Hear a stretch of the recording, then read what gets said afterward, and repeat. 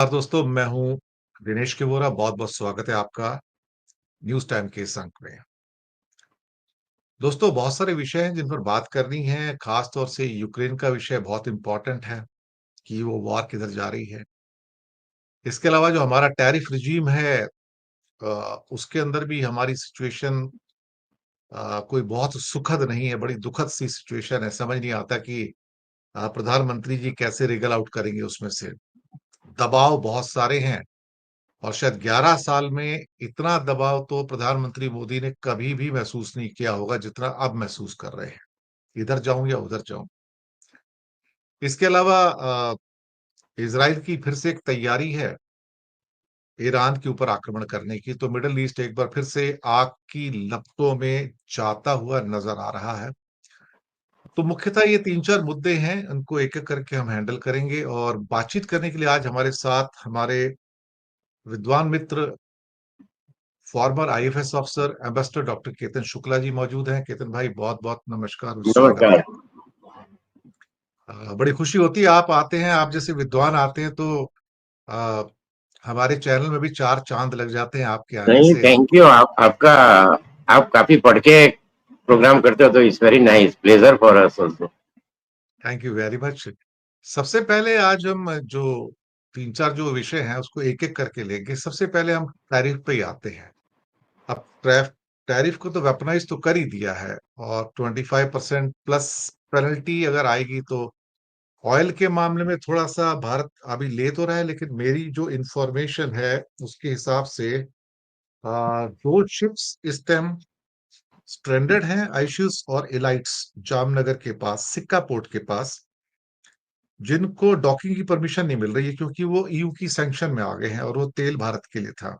इसके अलावा और भी 5 से 7 शिप हैं जिनको डॉकिंग की परमिशन नहीं मिल रही है। एक तरफ भारत कह रहा है कि हम अपने राष्ट्र हित में जो भी ठीक होगा हम करेंगे, और इधर से उन शिप्स को डॉकिंग की परमिशन नहीं मिल रही है, कार्गो को अनलोड करने की परमिशन नहीं, अंदर आने की परमिशन नहीं, अनलोड कहां से करेंगे। तो शायद सरकार जो कह रही है और सरकार जो कर रही है, दोनों में विरोधाभास है। जो पब्लिक को दिखाया जा रहा है, मोदी जी ने आज बनारस में एक सभा में कहा कि हम देश के आर्थिक हितों के प्रति पूरी तरह से सजग हैं। अच्छा है, मैं तो तारीफ करूंगा, सजगता होनी चाहिए। लेकिन अगर शिप आकर खड़े हैं तो फिर तेल क्यों नहीं लिया जा रहा उनसे? उनको वापस जाने को शायद कुछ बोला गया, भैया जी वापस चले जाओ, नहीं तो मैं मर जाऊंगा। ट्रम्प का दबाव है कि, क्या कहूं मैं, एक ही शब्द कहूंगा, ट्रम्प है कि मानता नहीं।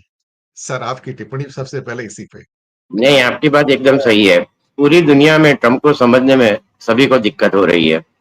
और उनका जो ट्रूथ सोशल है, मैं हमेशा आपको भी हमेशा कहते हैं 2 से 3 बजे रात को जब वो लिखने बैठते हैं तो उसके बाद किसी को पता नहीं होता है कि क्या होगा। एक अमेरिका में उनके ऑल्टरनेट मीडिया हमेशा कहता है कि वो जिससे लास्ट टाइम बात करते हैं वो उनको याद रहती है, बाकी सब वो भूल जाते हैं। और उनकी पूरी जो टीम है, एकदम जो कह सकते हैं कि इतनी खराब अमेरिका की हिस्ट्री में नहीं हुई होगी। Highly unqualified. और क्या कहते हैं, ट्रम्प खुद ट्रांसलेशनल है पर उसकी पूरी टीम भी ऐसी है कि टोटल एकदम कोई कोई कुछ बोलने को तैयार ही नहीं है। अब उनकी जो लैंग्वेज, आपने सही कहा, उन्होंने जो लैंग्वेज यूज की है वो भी सिविलाइज नहीं कह सकते। उन्होंने कहा कि I don't care what India does with Russia and they can take their dead economies together. अब ये लोगों को इसलिए आश्चर्य हो रहा है कि पुतिन के साथ उनके संबंध बहुत अच्छे रहे, पुतिन ने उनको कई बार हड़काया है।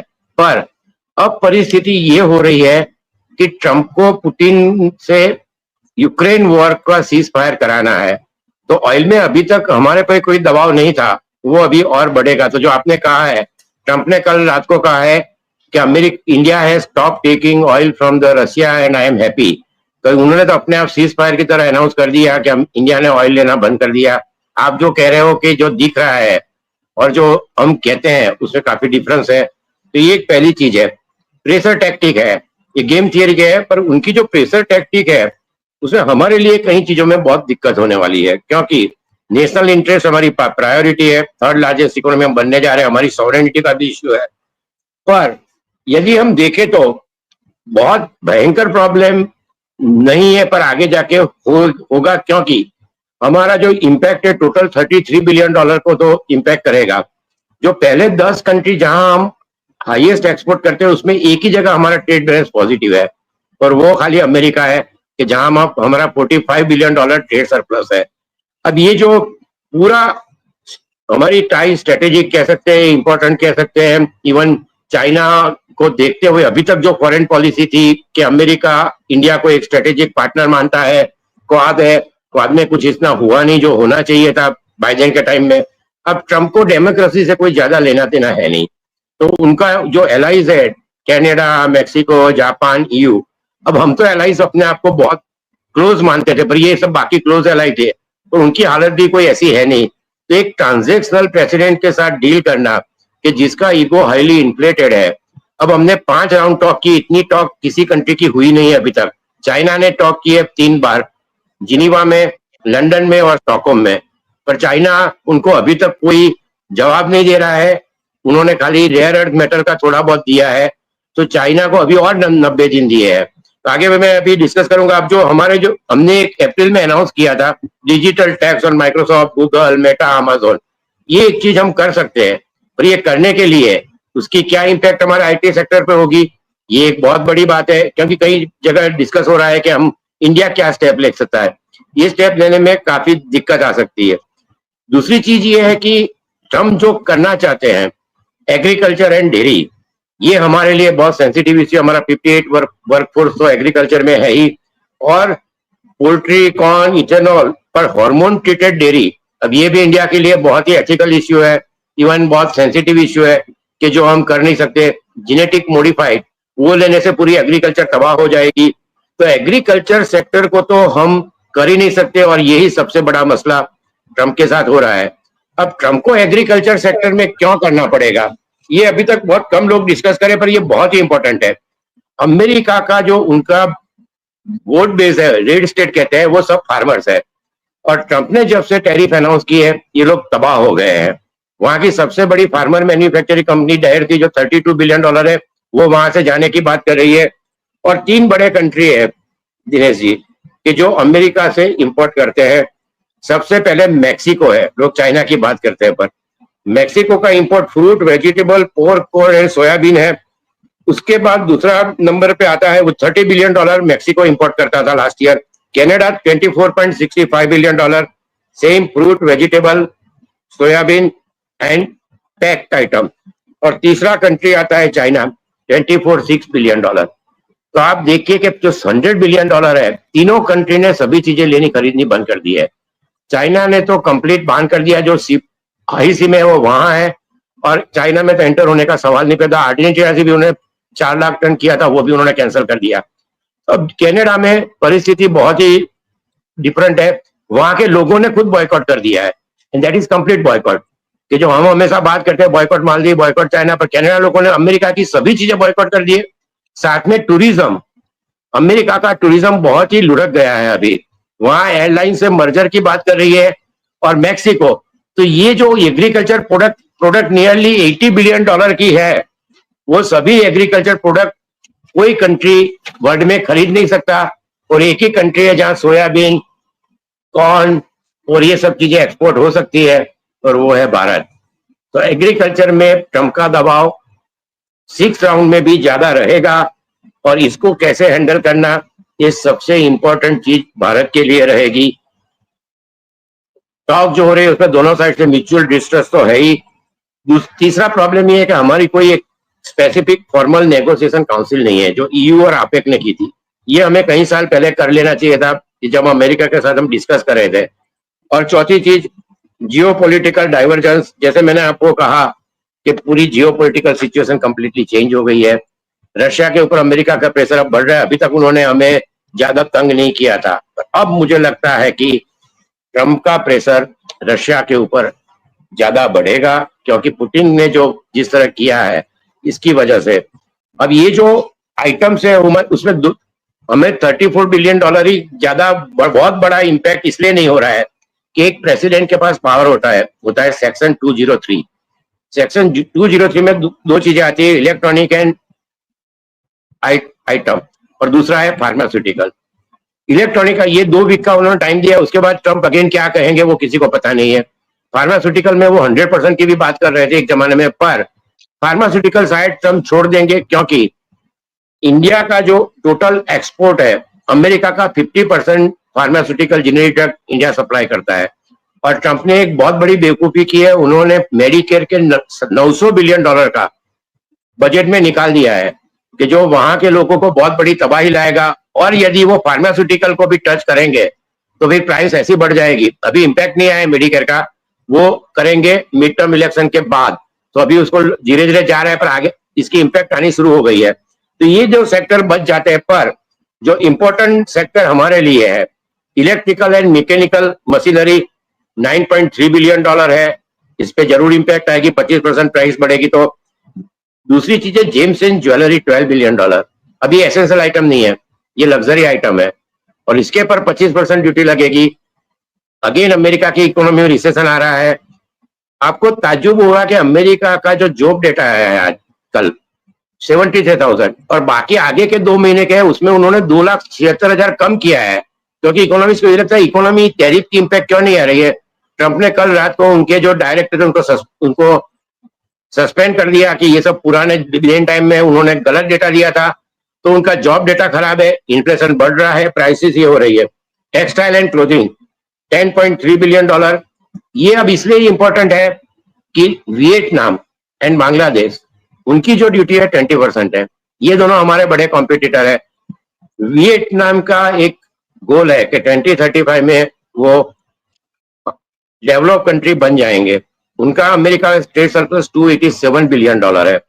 चाइना प्लस पॉलिसी का 3 कंट्री को सबसे ज्यादा फायदा हुआ है, Mexico, Vietnam and Bangladesh. Bangladesh को भी उन्होंने कोई एग्रीमेंट साइन नहीं किया तो भी 20% दी है। जब हमारे 25% के ऊपर उन्होंने लगा, पेनल्टी भी लगेगी। अब ये पेनल्टी क्या होगी ये अभी तक किसी को पता नहीं है।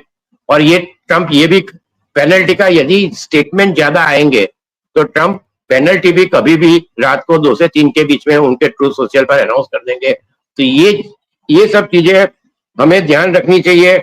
अब रशिया का है, रशिया से हम परचेस तो करते हैं, पर उनके जो फॉरेन मिनिस्टर है, फॉरेन सेक्रेटरी, उन्होंने क्या, we are frustrated with India and it's a big irritation for us कि इंडिया इज बाइंग ऑयल।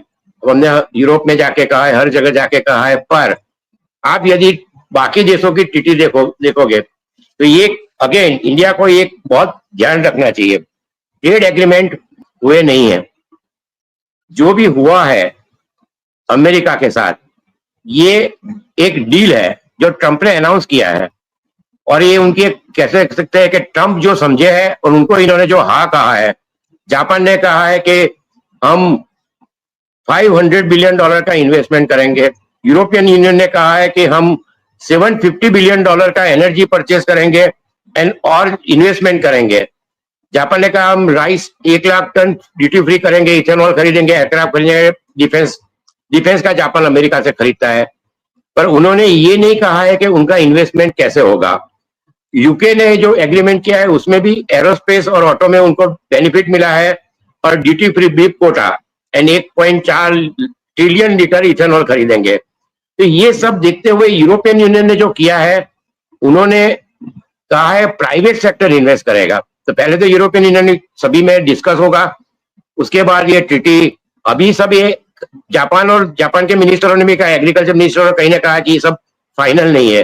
तो ये सब लोग, जापान है, इवन कोरिया है, यूरोपियन यूनियन है, एक क्या कहते हैं, और even China, they are buying time. Agreement किसी ने नहीं किया है, और ये सब मिड टर्म इलेक्शन की राह देख रहे हैं कि मिड टर्म इलेक्शन में अब दिख रहा है कि ट्रंप की कांग्रेस में मेजोरिटी चली जाएगी। तो ये जो 1 साल का पीरियड है वो सब निकालना चाहते हैं, उसमें जो भी नुकसान होगा वो लोग बेयर कर देंगे। अब इस परिस्थिति में हमारे पास, हम यदि सितंबर में एग्रीमेंट कर लेते हैं तो ये एग्रीमेंट आगे जाके बाइंडिंग रहेगा।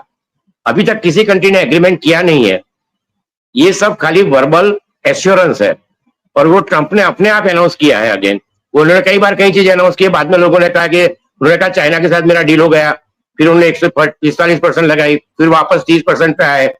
तो ये कोई कंट्री उनके साथ एग्रीमेंट नहीं कर रहा है।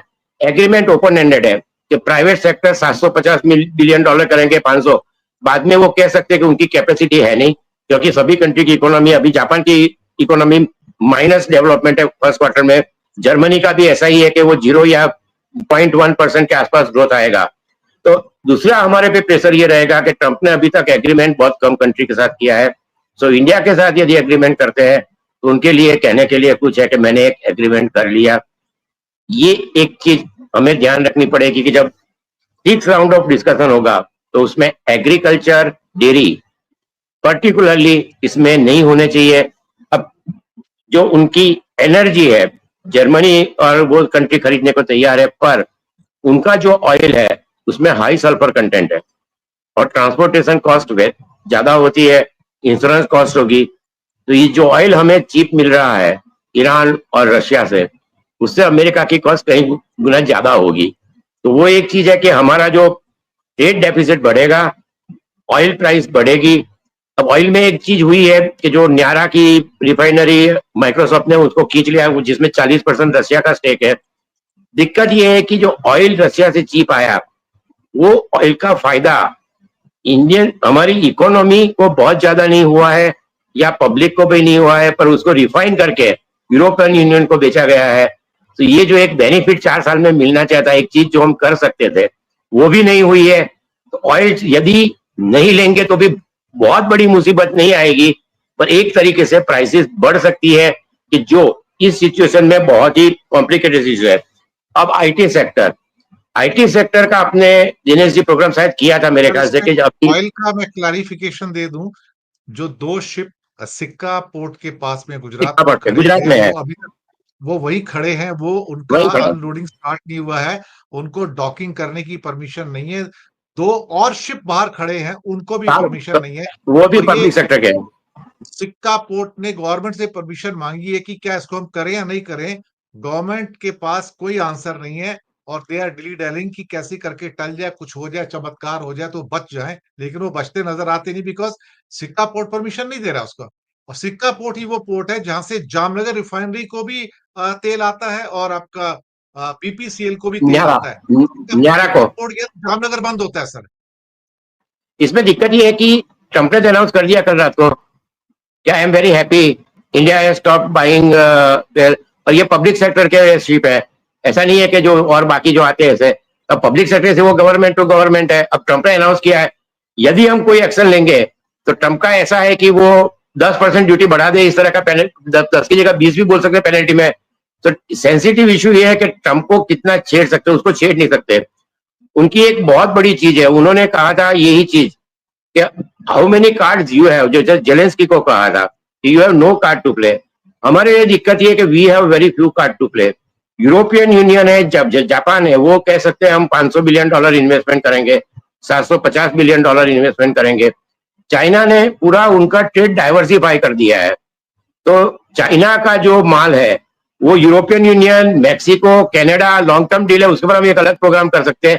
तो चाइना ने 19 के बाद अपना डाइवर्सिफाइड ट्रेड कर लिया है। ब्राजील पे अमेरिका ने 50% ड्यूटी लगाई है।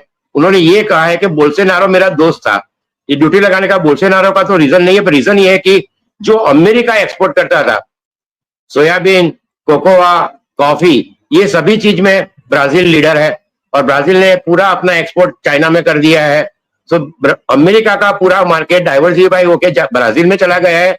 ब्राजील को ज्यादा चिंता नहीं है। तो ये इसमें दिक्कत है, वो 50% ड्यूटी करेंगे पर उनकी एग्रीकल्चर सेक्टर उसमें ऊपर नहीं आ सकता।